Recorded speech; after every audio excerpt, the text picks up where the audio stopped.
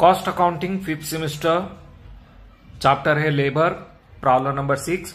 वैसे इस चैप्टर में टोटल 4 मेथड है। हाल से रोवन प्लान जो कि टाइम रेट सिस्टम के ऊपर बेस्ड है, इसके अलावा टेलर एंड मेरिट डिफरेंशियल जो कि पीस रेट सिस्टम के ऊपर बेस्ड है। अभी का जो प्रॉब्लम नंबर 6 जो कि आप स्क्रीन पे देख रहे हैं वो टेलर वाला प्रॉब्लम है, पीस रेट सिस्टम के ऊपर बेस्ड। वो प्रॉब्लम कैसा होता है और उसे सॉल्व कैसा करना चाहिए, चलो मैं आपको दिखाता हूं। तो प्रॉब्लम है, from the following particular calculate the earning of A and B on straight piece rate basis and Taylor differential piece rate system. Standard production 8 units per hour, 1 घंटे में 8 यूनिट बना रहा। नॉर्मल रेट है 40 पैसा per our. तो 1 घंटे में unit कितना बना रहा। सबसे पहले स्टैंडर्ड इंफॉर्मेशन आप गैदर कर लो, अच्छा रहेगा। स्टैंडर्ड प्रोडक्शन और रेट ये मालूम करके रख लेंगे हम। तो पर आवर 8 यूनिट्स बन रहे और 1 घंटे में रेट पर आवर क्या है, रेट पर आवर है 40 पैसा। तो 1 घंटे में हम 40 पैसे दे रहे और 8 यूनिट बना रहे। अब सवाल यह है कि 1 यूनिट को कितना पैसा दे रहे, यही हमारे लिए इंपॉर्टेंट है। Rate per unit 0 point amount को कभी भी यूनिट से डिवाइड करना, तो इस तरह ये आ जाएगा 5 पैसे। ये तो आ गया रेट पर यूनिट। अब हम मालूम करेंगे स्टैंडर्ड प्रोडक्शन। अब देखो दिन है, एक दिन है 9 घंटों का, जैसा कि प्रॉब्लम में मेंशन करा आगे जाकर। इन्हें 9 आवर डे, तो 9 घंटों का दिन है। इस हिसाब से प्रोडक्शन होना चाहिए, स्टैंडर्ड प्रोडक्शन होना चाहिए 9 आवर और 1 घंटे में 8 यूनिट बन रहे ना, यानी कि 72 यूनिट्स। तो 72 यूनिट्स बनने चाहिए एक दिन में। अगर कोई लेबर इससे कम बनाएगा तो वो कहलाएगा बिलो स्टैंडर्ड, इससे ज्यादा बनाएगा तो कहलाएगा अबो स्टैंडर्ड। बिलो स्टैंडर्ड होने पर उसको पनिशमेंट मिलेगा, यानी कि कुछ पैसा कम मिलेगा, और अगर ज्यादा बनाएगा अबो स्टैंडर्ड जाएगा तो पैसे बढ़कर भी मिलेगा। तो जैसे कि प्रॉब्लम में आगे बतलाया है, मिस्टर ए प्रोड्यूस 54 यूनिट्स। अब देखेंगे हम, मिस्टर ए प्रोड्यूस्ड 54 यूनिट्स। इसका मतलब यह हो गया बिलो स्टैंडर्ड, बिलो स्टैंडर्ड हो गया।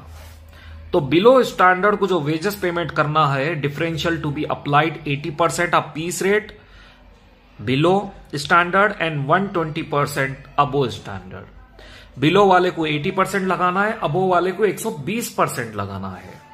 तो इसका वेजेस होगा, wages is equal to 54 unit उन्हें बनाया इंटू 1 यूनिट के 5 पैसे इंटू 80%।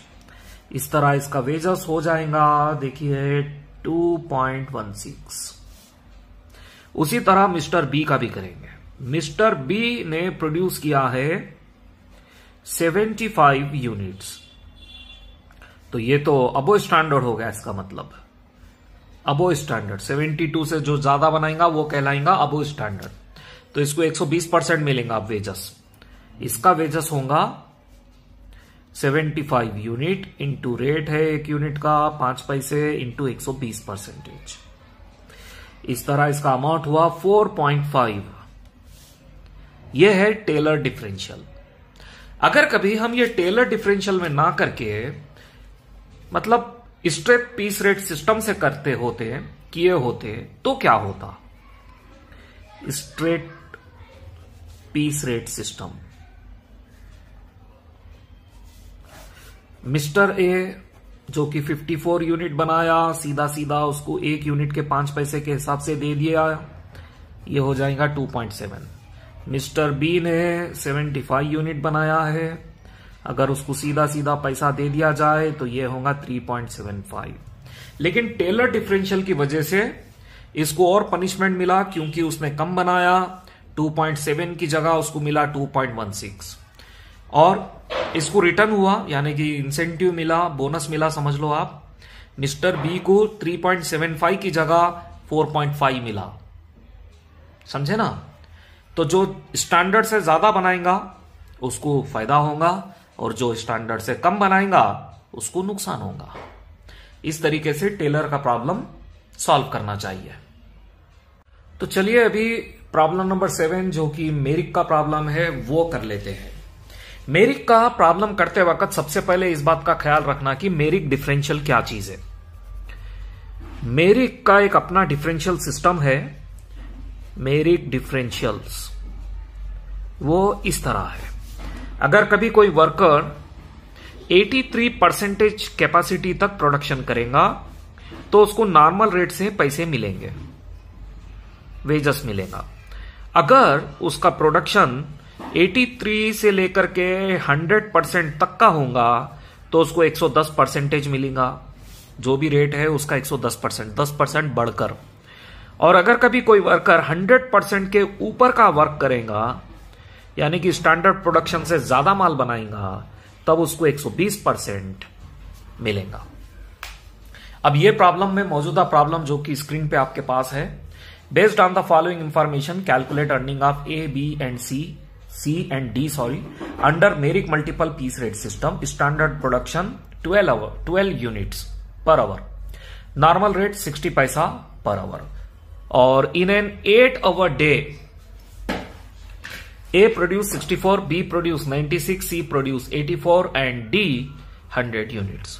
अब ये प्रॉब्लम है, इसको कैसा सॉल्व करना चलो मैं आपको दिखाता हूं। तो सबसे पहले स्टैंडर्ड प्रोडक्शन मालूम करके रख लेंगे।